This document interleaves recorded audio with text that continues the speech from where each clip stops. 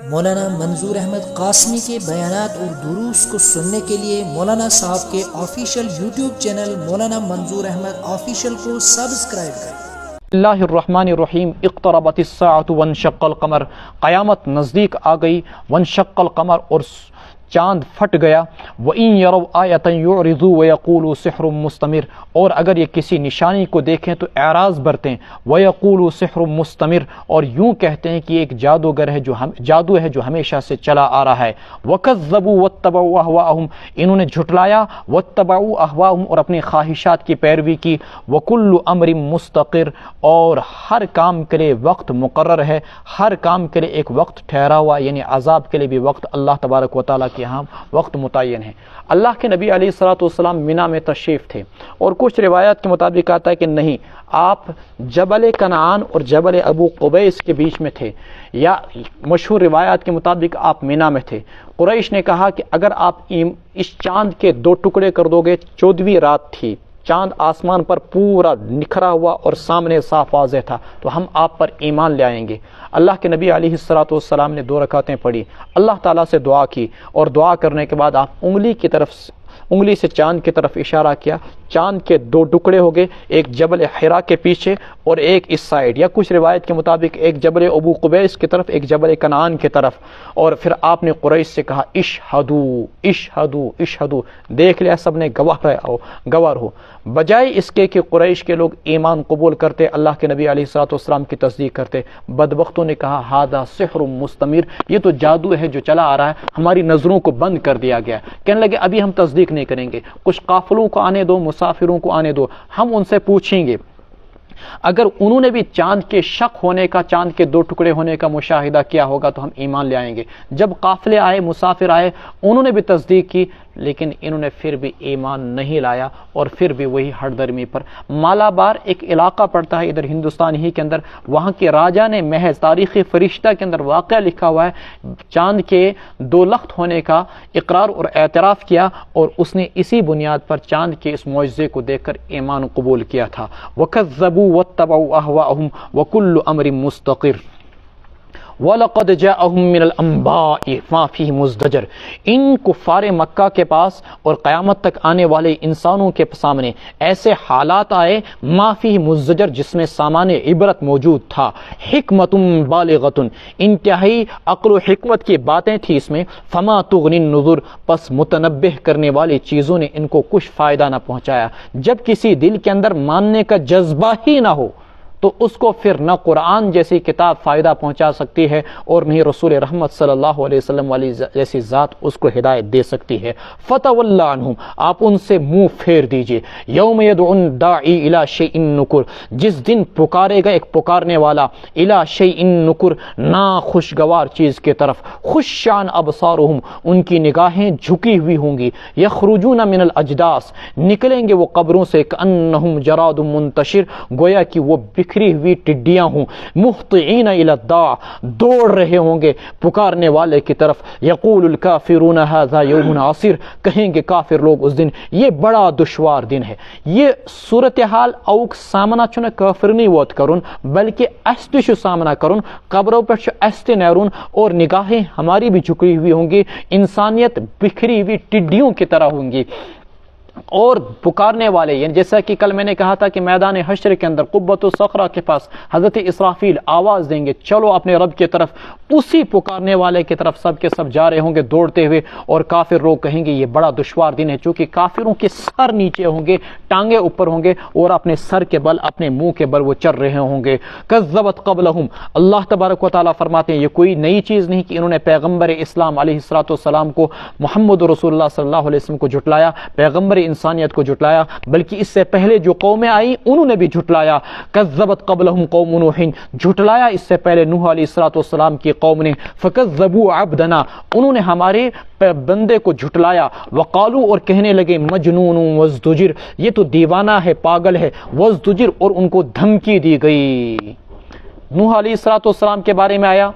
ان کو دیوانہ کہا گیا، کل آپ نے پڑھا موسیٰ علیہ السلام کو کہا گیا یہ دیوانہ ہے، کیا کہا گیا تھا ان کو؟ مجنون او ساحر، یہ جادوگر ہے، اور محمد رسول اللہ صلی اللہ علیہ وسلم کے بارے میں بھی کہا گیا یہ مجنون ہے، یہ شاعر ہے، یہ فلاں ہے، یہ فلاں ہے۔ ہر پیغمبر کو یکساں باتیں کہی گئی، یہاں پر بھی ان کو دھمکی دی گئی۔ کیا دھمکی؟ آپ نے پڑھا ہوگا 19ویں سپارے کے اندر، لئن لم تنتہی یا نوح لتکونن من المخرجین، اے نوح اگر تم اپنی دعوت سے باز نہیں آئے تو ہم تم کو سنگسار کر دیں گے۔ کہنے لگے لئن لم تنتہی یا نوح لتکونن من المرجومین، اگر تم باز نہیں آئے تو تم ان لوگوں میں سے ہو جاؤ گے جن کو پتھروں سے مار مار کر ہلاک کر دیا جاتا ہے، یعنی پتھر مار مار کر تم کو ہلاک کر دیں گے۔ وازدجر، ان کو دھمکی دی گئی۔ فدعا ربہ، حضرت نوح علیہ السلام راستے میں چلتے، ظالم نوح علیہ السلام کو پکڑ کر مارتے، اتنا مارتے کہ بے ہوش ہو جاتے۔ جب ہوش آتا تو نوح علیہ السلام اللہ تعالیٰ سے دعا کرتے، میرے مولا میری یہ قوم بے خبر ہے، ان کو عذاب نہ دینا، ان کو معاف کر دے۔ یہی سلسلہ 950 سالوں تک چلتا رہا۔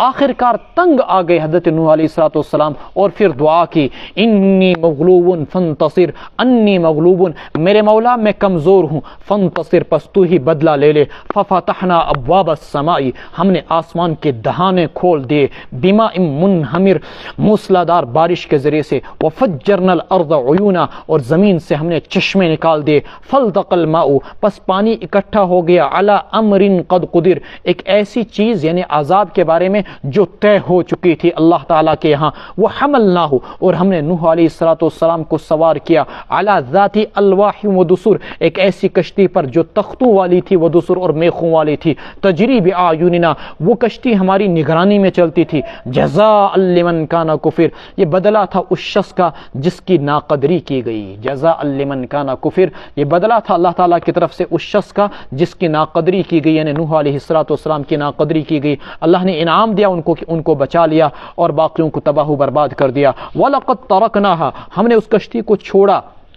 نشانی کے طور پر، سو ہے کوئی نصیحت حاصل کرنے والا؟ کہتے ہیں کہ یہ کشتی زمانہ دراز تک جودی پہاڑ پر رکی رہی اور لوگ اس کو دیکھتے تھے، اور زمانہ اسلام کی ابتدا میں بھی بعض لوگوں نے اس کو دیکھا، اس کشتی کو۔ وَلَقَدْ تَرَكْنَاهَا آیَةً فَهَلْ مِن مُدَّکِرٍ فَكَيْفَ كَانَ عَذَابِي وَنُذُرِ، کیسا رہا میرا عذاب اور کیسی رہی میری تنبیہات۔ وَلَقَدْ يَسَّرْنَا الْقُرْآنَ لِلذِّكْرِ، ہم نے اس قرآن کو سمجھنے کے لیے، یاد کرنے کے لیے آسان کیا۔ ہے کوئی نصیحت حاصل کرنے والا؟ ہے کوئی یاد کرنے والا؟ دیکھیے تورات بھی دنیا کے اندر ہے، انجیل بھی دنیا کے اندر ہے، زبور بھی ہے، اور کچھ لوگ ان کتابوں کو خدا کی طرف منسوب کرتے ہیں، مثلا وید، رامائن وغیرہ۔ آپ ان کا ایک حافظ دکھلا دیجئے، آپ کو روئے زمین پر ان کا کوئی حافظ نہیں ملے گا، اور نہیں یہ معلوم ہوگا کہ اصلی کس زبان مرتی تھی، عبرانی زبان میں تھی یا کسی بدل زبان کے اندر یہ کتابیں تھی۔ لیکن قرآن کریم کے اس وقت بھی لاکھوں کروڑوں حافظ روئے زمین پر موجود ہیں، کروڑوں حافظ، لاکھوں نہیں کروڑوں بلا مبالغہ،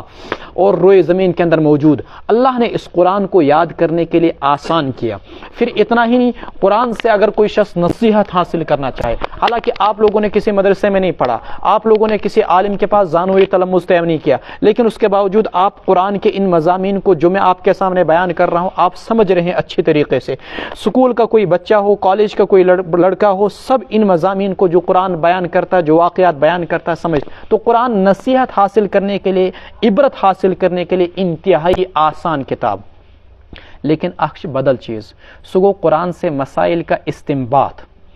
اور اجتہاد۔ قرآن سے مسائل کا استنباط اور اجتہاد آسان چیز نہیں، یہ مشکل کام ہے، یہ علماء کا، فقہا کا اور مفسرین کا کام ہے، جو علوم اسلامیہ کے اندر گہری واقفیت حاصل رکھتے ہیں، وہ لوگ ان مسائل کا استنباط کر سکتے ہیں، اجتہاد کر سکتے ہیں۔ عام انسان جو ہے قرآن کریم سے صرف نصیحت حاصل کرتے ہیں، عبرت حاصل کرتے ہیں، اور قرآن کا بیشتر مضمون اگر دیکھا جائے 6600 آیات میں سے 6000 آیتیں ایسی ہیں جو صرف نصیحت پر، سامان عبرت پر مشتمل ہے، تو وہ نصیحت حاصل کرنے کے لیے قرآن ہر ایک کے لیے بالکل سامنے موجود ہے۔ فَكَيْفَ كَانَ عَذَابِي وَنُذُرِ وَلَقَدْ يَسَّرْنَا الْقُرْآنَ لِلذِّكْرِ فَهَلْ مِن مُدَّكِرٍ كَذَّبَتْ عَادٌ فَكَيْفَ كَانَ عَذَابِي وَنُذُرِ۔ اب کوئی انسان کہے گا کہ قرآن سمجھنے کے لیے چونکہ آسان ہے، چلو میں بھی اس سے مسائل کا استنباط شروع کر دوں، تو قرآن کی آیت کو پڑھے گا، یا ایھا الذین آمنوا لا تقربوا الصلاۃ، بس اتنا پڑھ لیا اور چھوڑ دیا، اے ایمان والو نماز کے قریب ہی مت جاؤ۔ جب ایک عامی انسان قرآن سے مسائل کا استنباط کرتا ہے پھر یہی چیزیں، یہی فتنے ہوتے ہیں، ایسے مسائل ہوتے ہیں۔ جب ایک عامی انسان روایت بیان شروع کر دیتا ہے تو پھر بڑے بڑے مسائل ہو جاتے ہیں۔ ایک روایت ہے، آپ کو سمجھانے کے لیے بتا رہا ہوں، کہ نبی کریم صلی اللہ علیہ وسلم نے جمعہ کے دن جمعہ کی نماز سے پہلے مسجد کے اندر حلقے لگانے سے منع کیا۔ نہا رسول اللہ صلی اللہ علیہ وسلم عن الحلق یوم الجمعہ قبل الصلاۃ، منع کیا۔ تو ایک راوی تھے جس کو حدیث استاد سے حاصل نہیں کی تھی، اس نے سمجھا کہ یہاں پر حلق کرنے سے مراد سر کا حلق کرنا ہے، تو ایک دن فخر سے کہنے لگا الحمدللہ میں نے 40 سال سے کبھی اپنے سر کا حلق جمعہ کے دن نہیں کیا۔ بھائی کیوں نہیں کیا؟ اس لیے کہ حدیث میں منع کیا گیا۔ حالانکہ وہاں حلق سے مراد جو تھا وہ تحلق سے مراد جمعہ کے دن گول دائرہ لگا کر مسجد میں بیٹھنا، یہ ممانعت تھی، لیکن اس نے سمجھا کہ نہیں، یہاں پر سر کا حلق کرنا مراد ہے۔ تو ایسے فتنے ہو جاتے ہیں جب انسان استاذ کے بغیر خود ہی حدیث سمجھنا شروع کر دیتا ہے۔ کذبت عاد فکیف کان عذابی ونذر، قوم عاد نے جھٹلایا سو تو معارف القرآن کا مطالعہ کیجئے، تفسیر ابن کثیر کا مطالعہ کیجئے، آسان تفسیر مولانا خالد سیف اللہ صاحب کے اس کا مطالعہ کیجئے، مفتی تقی صاحب کی تفسیر ہے آسان ترجمہ قرآن کریم، اس کا مطالعہ کیجئے، اور بھی دیگر تفاسیر ہیں ان کا مطالعہ کیجئے، انشاءاللہ العزیز عامی انسان کے لیے تفسیریں لکھی گئی ہیں، ان سے فائدہ ہی فائدہ ہوگا۔ انا ارسلنا علیہم ریحا، قوم عاد نے بھی جھٹلایا سو میرا عذاب اور میرا ڈرانا کیسا رہا۔ انا ارسلنا علیہم ریحا صرصرا، ہم نے ان پر تیز آندھی بھیجی، فی یوم نحس مستمر، تیز آندھی بھیجی، فی یوم نحس مستمر، ایک منحوس دن کے اندر جس میں ان پر نحوست ایسی ڈالی گئی تھی جو نہ ختم ہونے والی تھی۔ تنزع الناس کأنہم اعجاز نخل منقعر، اور وہ آندھی اکھاڑ پھینک رہی تھی لوگوں کو، کأنہم اعجاز نخل منقعر، گویا کہ وہ کھجور کے درختوں کے اکھڑے ہوئے جڑوں کی تنے ہوں، کھجور کے درختوں کے اکھڑے ہوئے تنے ہوں۔ فکیف کان عذابی ونذر، سو کیسا رہا میرا عذاب اور میرا ڈرانا۔ وَلَقَدْ يَسَّرْنَا الْقُرْآنَ لِلذِّكْرِ فَهَلْ مِن مُدَّكِرٍ، ہم نے قرآن کریم کو سمجھنے کے لیے آسان کیا، سو ہے کوئی سمجھنے والا۔ یعنی یہ جب جملہ کہا جاتا ہے کوئی سمجھنے والا، یعنی قرآن یہ کہتا آؤ قرآن کو سمجھو۔ فَهَلْ مِن مُدَّكِرٍ کا مطلب کیا ہے؟ چھا تو امز کا اس قرآن سے یسن سمجھن، یہ دعوت ہے ایک قسم کی، آئیے قرآن کریم کو سمجھے۔ مولانا سجاد نعمانی صاحب دامت برکاتہم فرماتے ہیں لوگ سمجھتے ہیں کہ صرف زنا کرنا گناہ ہے، شراب کرنا گناہ ہے، شراب پینا گناہ ہے۔ فرماتے ہیں اللہ کی قسم قرآن کریم کے اندر تدبر نہ کرنا، قرآن کو نہ سمجھنا، یہ اس سے بھی بڑا گناہ ہے جو قرآن کے ساتھ لوگوں نے سلوک کر رکھا ہے، سوتیلا سلوک، پس پش ڈال رکھا ہے۔ کذبت ثمود بالنذر، قوم ثمود نے ڈرانے والوں کو جھٹلایا، یعنی پیغمبروں کو جھٹلایا۔ آپ کہیں گے قوم نوح کی طرف ایک پیغمبر نوح علیہ السلام گئے، قوم عاد کی طرف ایک پیغمبر گئے، اور قوم ثمود کی طرف ایک پیغمبر گئے حضرت صالح علیہ السلام۔ ہر جگہ نذر نذیرن کی جمع کا صیغہ کیوں استعمال کیا گیا کہ ڈرانے والوں کو جھٹلایا، حالانکہ ایک کو جھٹلایا گیا ہے؟ جواب اس کا یہ ہے کہ چونکہ سارے پیغمبروں کی دعوت یکساں ہوتی ہے اور ایک ہوتی ہے، تو ایک کی تکذیب گویا کہ یہ سب کی تکذیب ہے، ایک کی تکذیب یہ سب کی تکذیب ہے، اس لیے کہا گیا کذبت ثمود بالنذر فقالوا ابشرا منا واحدا نتبعه انا اذا لفی ضلال وسعور، تو وہ کہنے لگے کیا ہم میں سے ہی ایک آدمی ہم اس کی پیروی کریں؟ اگر ایسا ہو گیا انا اذا لفی ضلال، تب تو ہم غلطی کے اندر ہیں، وسعور اور دیوانگی کے اندر مبتلا ہیں۔ اولقی الذکر علیہ من بیننا، کیا اسی پر وحی اتاری گئی ہمارے بیچ؟ بل ہوا کذاب اشر، بلکہ وہ جھوٹا ہے، اشر شیخی باز ہے۔ کیسی کیسی باتیں اللہ کے پیغمبروں کو کہی گئی۔ آج اگر ہمارے مولوی صاحبان کو ایسی باتیں کہی جائیں، شاید زمین آسمان سر ایک اٹھا دیں، زمین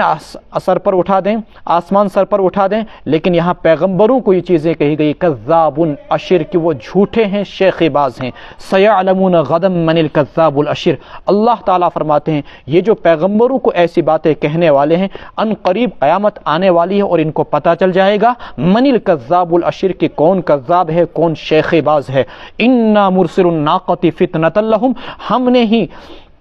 بھیجا اونٹنی کو ان کی آزمائش کی غرض سے، فرتقبہم، سو آپ دیکھتے رہیے، واصطبر، اور انتظار کیجیے، ونبئہم، اور ان کو بتلا دیجیے، ان الماء قسمۃ بینہم، کہ پانی کی باری ان کے درمیان تقسیم کر دی گئی ہے، کل شرب محتضر، ہر ایک کو اپنی باری پر ہی آنا چاہیے، فنادوا صاحبہم، سو اس نے اپنے ساتھی کو بلایا، فتعاطا، پھر دست درازی کی، فعقر، سو اس کو مار ڈالا، فکیف کان عذابی ونذر، کیسا رہا میرا عذاب اور کیسا رہا میرا ڈرانا، انا ارسلنا علیہم صیحۃ واحدہ، ہم نے ان پر بس ایک چیخ ماری، چیخ بھیجی، فکانوا کہشیم المحتضر، وہ ایسے ہو گئے جیسے کہ کانٹوں کی روندی ہوئی باڑ، فکانوا کہشیم المحتضر، وَلَقَدْ يَسَّرْنَا الْقُرْآنَ لِلذِّكْرِ فَهَلْ مِن مُدَّكِرٍ۔ حضرت صالح علیہ السلام کی قوم نے معجزے کا مطالبہ کیا کہ پہاڑ کو پھاڑ کر اونٹنی کو باہر نکالا جائے۔ جب وہ اونٹنی ان کے سامنے آ گئی تو یہ دودھ اتنا دیتی تھی جو پورے قبیلے اور پورے خاندانوں کو کافی ہو جاتا تھا، لیکن پانی اتنا پیتی تھی کہ سارے کنویں کا پانی پی جاتی تھی، اور جب چراگاہ میں جاتی تو سارا چراگاہ چر جاتی تھی۔ تو اس کے ذریعے سے کچھ لوگ پریشان ہوئے، کہنے لگے کہ بھائی یہ اونٹنی سارا پانی پی جاتی ہے، یہ سارا گھاس کھا جاتی ہے، تو ہماری اونٹنیاں کہاں جائیں گی؟ حضرت صالح علیہ السلام نے باری متعین کی، ایک دن یہ اونٹنی پانی پیے گی اور ایک دن تمہاری اونٹنیاں پانی پیے گی، اور ویسے بھی ایک اونٹنی جب پانی پیتی ہے تو 8-10 دن وہ اس پر گزارا کر لیتی ہے، 8-10 دن تک اس کو دوبارہ ضرورت نہیں پڑتی ہے پانی پینے کی۔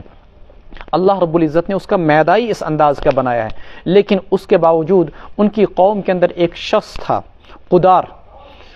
اس بدبخت کو ایک عورت نے لالچ دلائی کہ اگر تو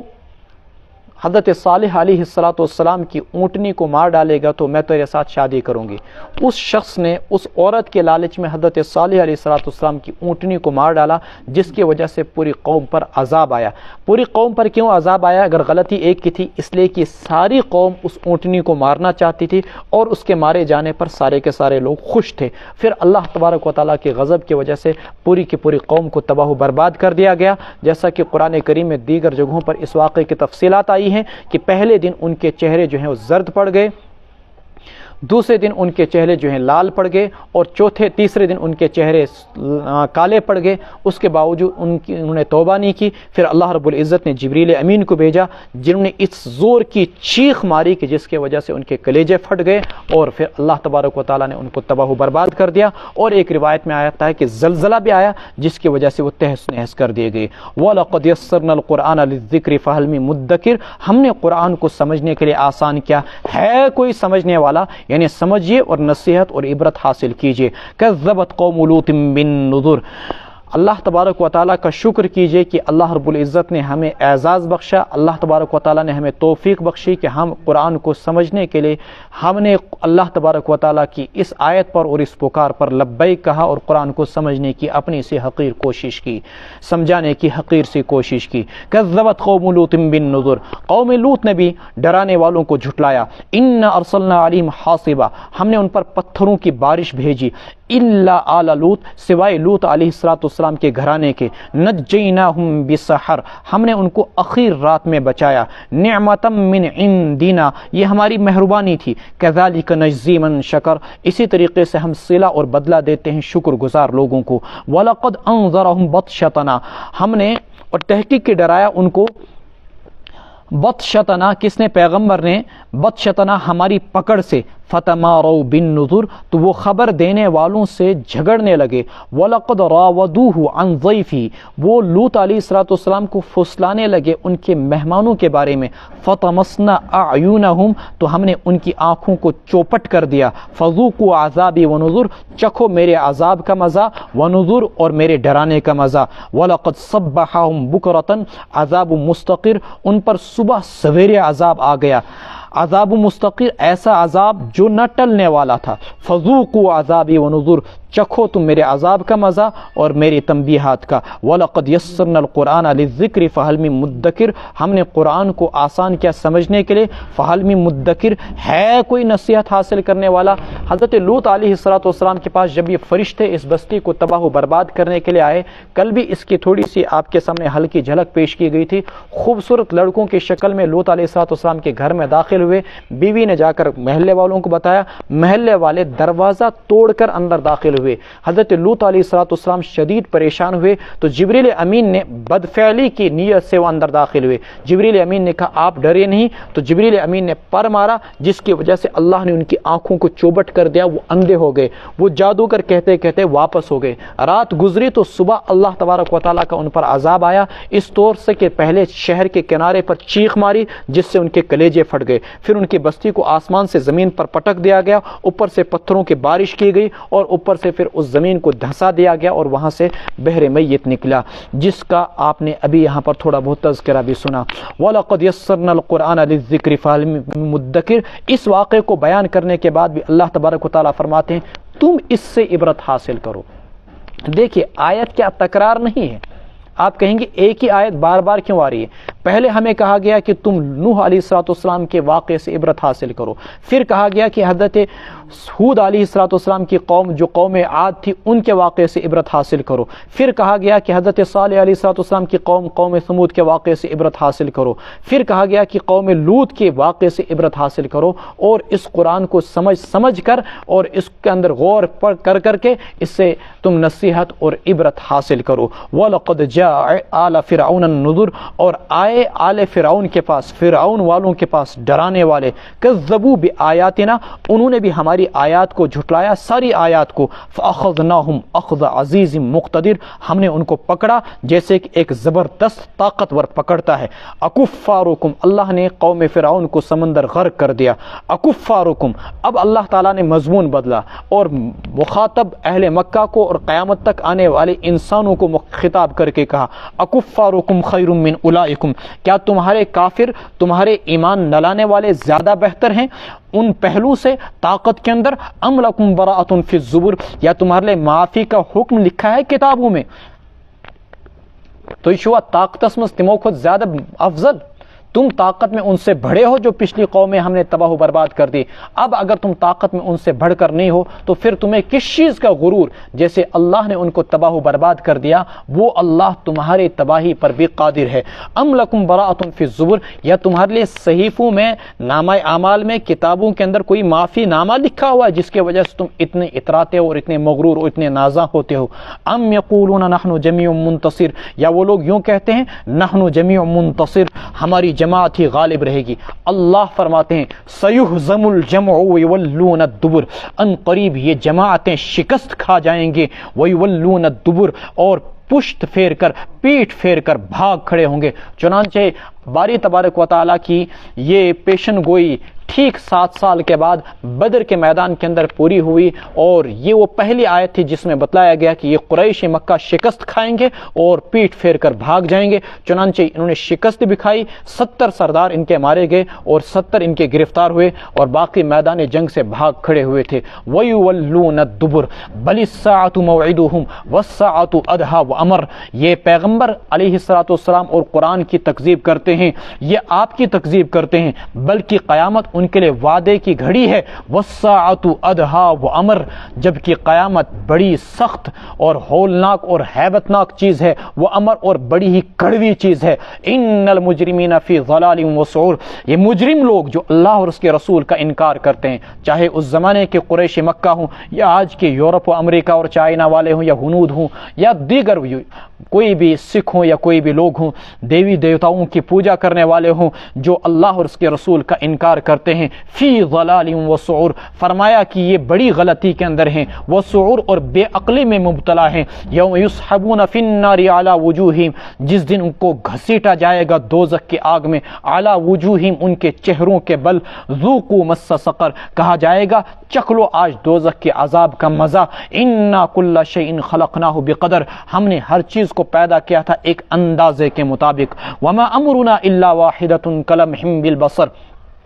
اور ہمارا کام پلک جھپکتے ہی پورا ہو جاتا ہے۔ وما امرنا، اور ہمارا کام الا واحدۃ کلمح بالبصر، پلک جھپکتے ہی پورا ہو جاتا ہے۔ ہم کسی قوم کی تباہی کا فیصلہ کریں تو پلک جھپکتے ہی وہ تباہ ہو جاتی ہے، کسی قوم کی آبادی کا فیصلہ کریں تو اللہ تبارک و تعالیٰ پلک جھپکتے ہی ان کو آباد فرما دیتے ہیں۔ وَلَقَدْ أَهْلَكْنَا أَشْيَاعَكُمْ فَهَلْ مِن مُدَّكِرٍ، اور ہم نے تمہارے ہم مذہبوں کو تباہ و برباد کر دیا، سو ہے کوئی نصیحت حاصل کرنے والا؟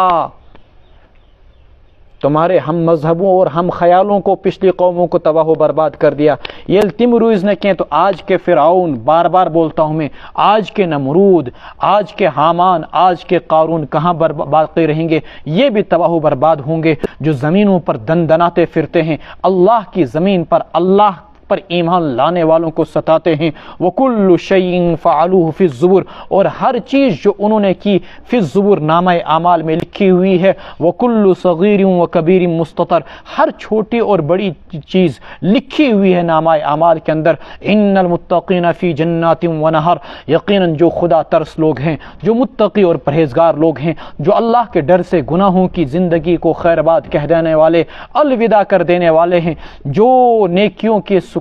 پرسکون چھاؤں کے اندر رہتے ہیں، وہی لوگ باغات میں ہوں گے، وہی لوگ جنت میں ہوں گے، وہی لوگ نہروں میں ہوں گے. فی مقعد صدقین، صدقین کی معنی آتے ہیں عزت کے، عزت والی جگہ میں ہوں گے. عند ملیک مقتدر، قدرت و طاقت والے بادشاہ کے پاس، یعنی اللہ تبارک و تعالیٰ کے پاس. اللہ تبارک و تعالیٰ بھی ہمیں اپنے پاس ٹھکانہ دے، عزت کی جگہ میں ٹھکانہ دے. اللہ تبارک و تعالیٰ باغات میں اور نہروں کے پاس ہمیں ٹھکانہ دے، اور اللہ تعالیٰ ہمیں صحیح معنی میں متقی اور پرہیزگار بنائے. رب العالمین ہم کو مجرموں کی فہرست میں شامل نہ فرمائے. اللہم صلی علی سیدنا محمد وعلی آل سیدنا محمد واصحاب سیدنا محمد وبارک وسلم علیہ.